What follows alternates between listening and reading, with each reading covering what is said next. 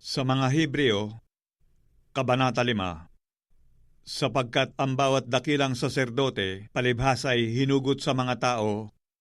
ay inilagay dahil sa mga tao sa mga bagay na nauukol sa Diyos,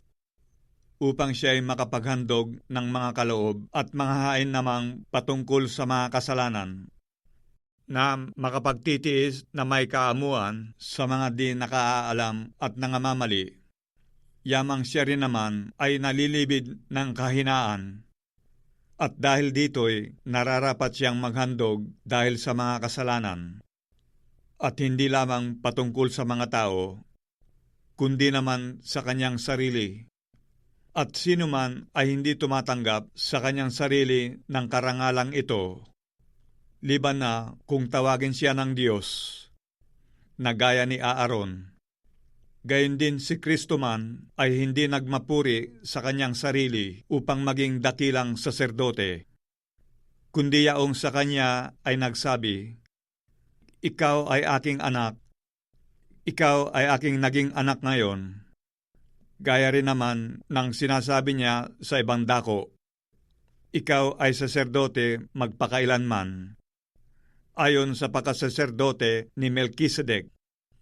na siya sa mga araw ng kanyang laman ay naghandog ng mga panalangin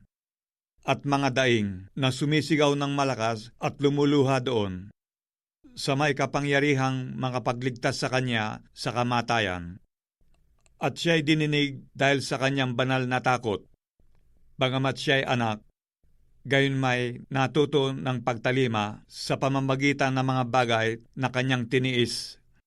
At nang siya'y mapaging sakdal, ay siya ay gumawa ng walang hanggang kaligtasan ng lahat ng mga nagsisitalima sa kanya. Pinanganlan ng Diyos na dakilang saserdote ayon sa pagkasaserdote ni Melkisedek. Tungkol sa kanya ay marami kaming sasabihin at mahirap na saysayin. Palibhas ay nagsipurol kayo sa pakikinig,